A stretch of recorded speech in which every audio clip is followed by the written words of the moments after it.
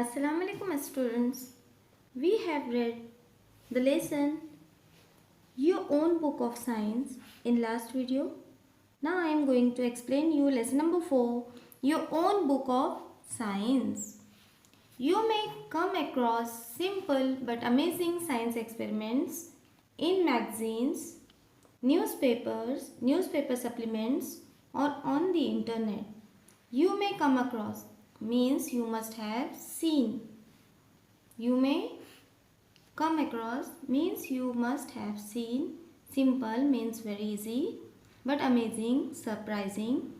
Science experiments in magazines. You have seen magazines, newspaper supplements. There are some additional pages in newspapers. These are called as newspaper supplements. Or on the internet. You know the internet very well. You play Google, you play games, you ask questions on Google. All these are internet. You watch videos, you watch stories on the internet.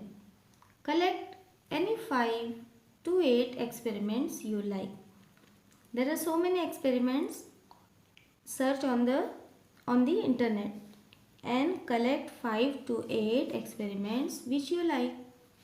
Ask your parents, teachers whether the experiments are safe. You have to ask your parents or teachers whether means are these experiments are safe for you or not. Then and only then carry out the experiments. Don't do these experiments in the absence of your parents or teachers. It can harm you.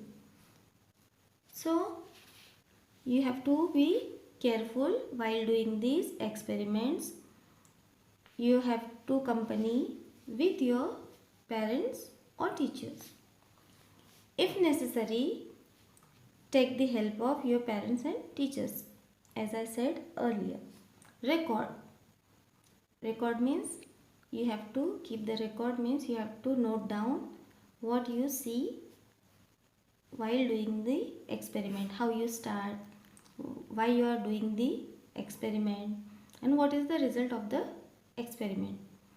On separate sheet in your own book of science, you have to make a book of science and you have to record the experiments on separate sheets in your own book of science. An example is given below. Here there is an example given below. A simple experiment lifting ice. Here is given a very simple experiment to lift the ice.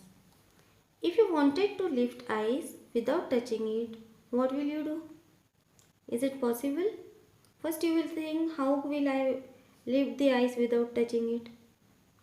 Ice means ice cube, not ice bar. Here the meaning of ice is ice cubes which you find in the refrigerator, small piece of ice. If you wanted to lift the ice without touching it, what do? Read. We have to read further to find out how we will do this. What you need. There are the names of things we need to do the experiments. Ice cubes, pieces of ice. Thread. In Hindi we say dhaga. Common salt, the salt which we find in our kitchen. We need ice cubes, thread, common salt. What you do and what you will have to do after taking these things. Place an ice cube in a dish. You have to keep an ice cube in a dish or a flat plate. Place a piece of thread on it, and you have to place means you have to keep a small piece of thread on it. Sprinkle some common salt on and near the thread. On the ice cube, you have to sprinkle, means put some common salt, the salt which is used in your kitchen, on the ice cube and near the thread. Wait for few seconds. You have to wait for some time. Hold the two ends of the thread and pick them up carefully.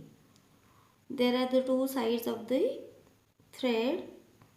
Hold them and pick them up carefully. What happens, and see what happens. Try placing the thread in different ways to lift the ice. You can place just one end of the thread on the ice cube and lift the ice with the other end. You can do it as you like. In a very hot summer, when the temperature is high, suddenly there are clouds in the sky and it starts raining. And not just water but even small balls of ice fell from the sky. We say it has started hailing.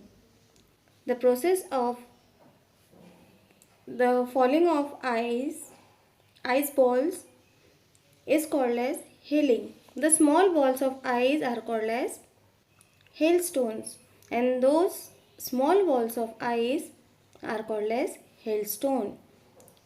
Why does it hail in the hot summer season? There must be no rain in the summer season, no? But there is rain and also hail in hot summer season. We will see what is the reason behind it.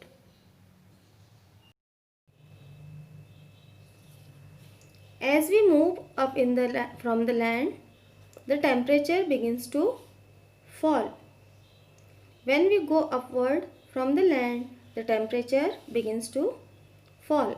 Up in the sky, what happens in the sky? Let us see. It is very cold even in hot summer. It is very cold in hot summer. As we go upward, even in summer season, the temperature is very cold there up in the sky. You know that there are water particles in the clouds that we see in the sky. When your mummy boils the water, what happens? The water vapors come up. You see small water particles, very tiny water particles coming upward. So these water particles, similar water particles, form clouds that we see in the sky. Clouds are nothing but water vapors. Very high up in the sky, the water particles in the clouds turn into little bits of ice. Due to cold temperature, the water particles get collected and form little bits of ice. Sometimes there are strong winds in the cloud. There are strong winds in the cloud. They push these little bits of ice upwards. Because of the strong wind blowing, the bits of ice get pushed upward. They get pushed in an upward direction. So they do not fall to the ground. Because of strong winds, the bits of ice do not fall on the ground. They go up and collect more water particles which freeze onto them. And because of this, more water particles get collected on the little bits of ice. Hailstones. The heavy hailstone then fall to the ground in the form of a shower. Very tiny hailstones melt before they reach to the ground. Before reaching the ground, the smaller one get melted. They turn into raindrops, and these are only raindrops. But some hailstones reach the ground without melted. They don't melt because they are bigger. A light shower of hail can be great fun. A light shower of hail can be a great fun, but the bigger pieces of ice cubes will damage the crop, plants and animals. It causes great devastation. Yes, students, let us see the homework questions. Question number 1. How do we feel in summer? Question number 1 is, how do we feel in summer? Question number 2. What happens when we move from the land? What happens when we move from the land? Try to find the answers to your questions with the help of your parents, teachers or friends. Make use of science journals and reference books to find the answers. You may find the answers on the internet. With the permission and guidance of your parents, guardians or teachers, browse through the informative websites. You may find some of the answers you need in your textbooks or in other informative books. Note down the answers on the relevant pages. When you have collected a few experiments and answers to your questions, put them all together in your very own book of science.